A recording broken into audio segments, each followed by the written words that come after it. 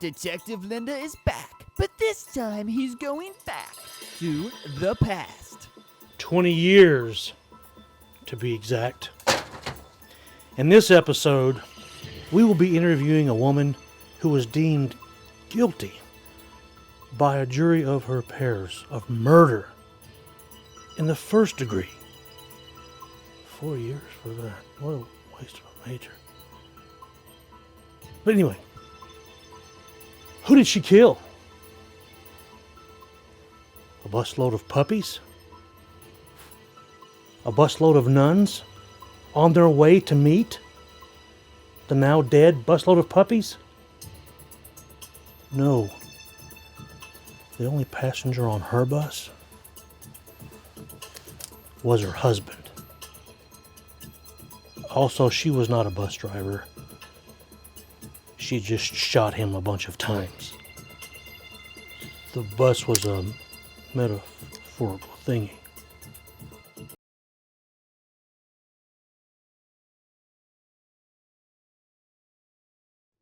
Detective Linda's first interview is with the supposed guilty, Amy Coffey, who murdered her husband, Jeff Coffey. Now watch as Linda masterfully extracts the truth from Amy.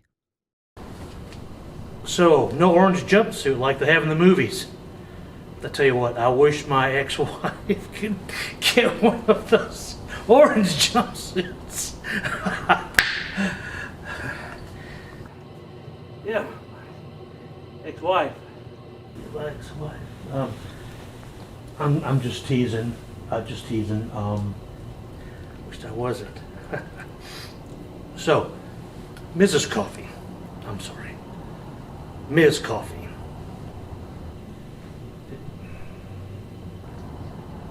Okay. Alrighty. I'm not getting anything out of her. This is going to be a fascinating episode. Linda was struggling to get a reaction out of Miss Coffey until he finally realized the perfect question to ask. Did you murder your husband? No. Okay then.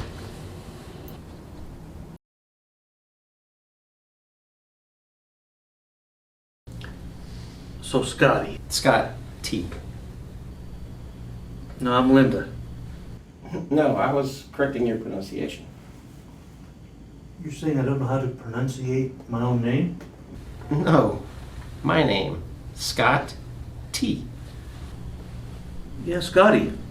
No, I'm pretty sure. please just call me Scott. Okay. So Scott. Thank you. T. What was your role in the Amy Coffey case? Well, I was her lawyer. Still am. And to this day, we still plead not guilty. Do you think she did it though? No, I don't. No, you don't. Okay. Just curious, had to ask. In my notes, it says that you knew Amy before representing her. Is that correct or is that incorrect? That is so correct. You see, we had dated through high school. I mean, we were in love. We gave each other promise rings. I still have mine. Went to prom. We dated through college. She may not admit to that. We're still in love. I think the word is delusional. I can hear you. I know. Who said we were in love? Your lawyer, Scotty T. You dated in high school. He represented you in your case. He still does. Oh yeah, of course. Good old Snotty. We dated for like a week, mainly as a joke. We were not in love. The only person that I'm in love with is my beautiful son, and he's growing up just as wonderful as his father. My notes say you have a daughter, not a son. Oh yeah. So back to Scotty. What made you decide to make the decision to choose him to represent you in your case? Well, Scoot's a good lawyer. And besides, he said he'd do it for free if I blew into his ear. Detective Linda searches for answers, only discovering that people adore Jeff Coffey. Mr. Coffey, like the beverage, was loved and needed by the people in his community, or so the reports say. His wife Amy says he was depressed, that he had his own demons that clawed away at his mind.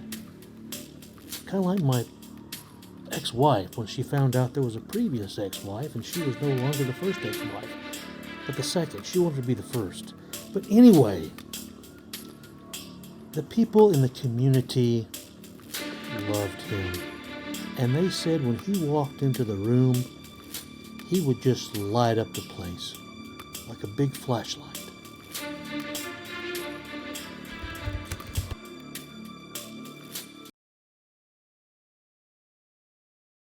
Hi, America. I'm Scott T of TT&T, and I'm here to tell you that I am still representing Amy Coffey, and she will be released from prison if it's the last thing I do. Now I'm pouring all of my resources into this case, so stop calling the number below. Do not call it. I'm way too busy with Mrs. Coffey's case, okay? Her husband shoots himself 8 times in the chest, and she goes to prison for life for that. Come on, that's just crazy talk. So please, don't call me. Thank you very much.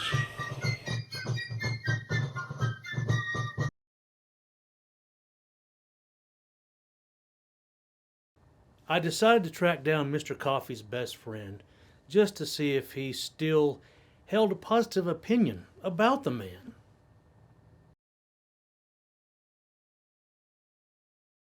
Turns out he's dead too.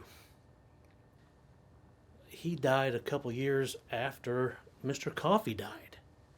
The cause? 2 gunshot wounds to the chest. Apparently, he left a note saying that he was going to prove that Mr. Coffey could not have committed suicide, that no man could take more than at least 2 shots to the chest. So how do we ask questions that only a dead man can answer? You ask his offspring. Does he have any kids?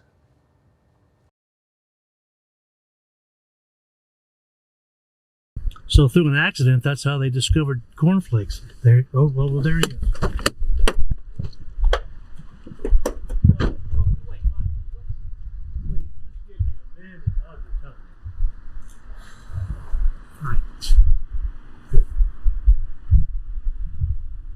First of all, I would like to thank you for meeting us here today and talking about your dad's case again. I know it must be difficult for you. Yes, it is. Why do you keep looking into this? I have asked you to just leave me alone. Look, it's because I firmly believe that you're innocent until you're proven uninnocent.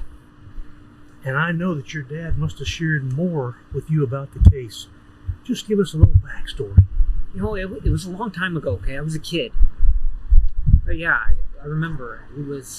I guess he believed, as did the court, that Mr. Coffey received a large check. Oh yeah, like the ones you get when you win the lottery. No, like the amount was large. It was a regular sized check. Understood. Anyways, he wanted to take the money and pay off their debts and save money for their daughter's education. Just be responsible with it. When Amy, well, she wanted to buy a yacht and go to Vegas and double their money. Man, you're telling me you can now sail to Vegas? Huh? No, she just wanted to buy a yacht to have one and then go to Vegas. Understood. Anyways, I got in a big fight about it, and Mr. Coffey said, let's take the night and pray about it, and Amy thought it'd be a better idea to just murder him for the money. Well, look, I know that your dad can rest in peace, knowing that his son did the right thing. Yeah. You know what? You're right. He's here with us now. In fact, he's standing right behind you. His hand is on your shoulder, thanking you, Detective Linda. Okay, tell him not to. Hey, he's not there. Just kidding. It was a joke. Yeah. You had me there for a minute. Yeah, he's not a ghost. He was an idiot who shot himself in the chest twice and then left me and my mom all by ourselves. Okay. Yeah, so if you don't mind, I'm going to leave because technically I'm just on my lunch break because, he left us with just a massive amount of debt to pay off. You're excused. Thank you. What a jerk.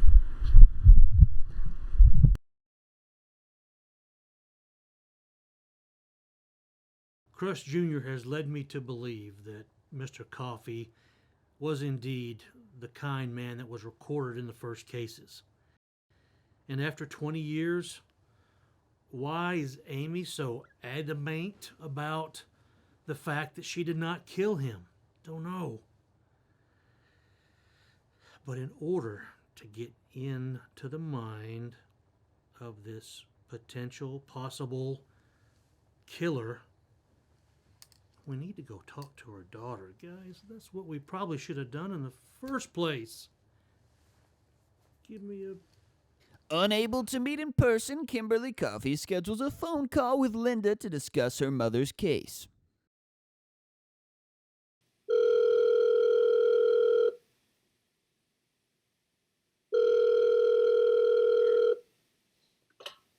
Kimberly. Yeah, can you hear me? Yes. It's a pleasure to meet you, Detective Linda. Thank you so much for giving my mom a shot. You and Scott will always be family to me. Well, I'm leaning towards her still being guilty. So let's not add me to the family tree quite yet. Oh. But I wanted to ask you, why do you believe your mom is telling the truth? Well, I just can't imagine her doing this. I can't imagine my dad shooting himself 8 times in the chest either. My parents were and still are both kind people, and I know that kindness rubbed off on me. What was that? Your phone? Ding in there? Yeah, I think it was yours. Hold on one sec. Dang it! My husband just texted me saying he has to work late tonight again. Oh, okay. Well, if you need to go. He drives me crazy. He was supposed to take me out to eat tonight. I have to go, Linda. Oh, not nice talking to you, Kimmy. I could kill him. Oops. I don't think you hung up there. I don't think you hung up. Oh yeah. Amy did it. Today we re-examined a 20-year-old case. And boy did we learn a lot. First we learned that if you're a kind, helpful, and great husband, you can still be murdered by the person that you trust the most. Secondly, we learned that maybe that high school sweetheart wasn't as fond of you as memories you're making it out to be. And lastly, we discovered that if the mom is loco, then probably the daughter is too. And oh, that 2 gunshot wounds to the chest can be fatal. Absolutely. Yeah, but that's the show. Tune in next week to watch Detective Linda and Scott T sue one another for malpractice. Only on Murder Chaser. We should probably go talk to Kimberly's husband next.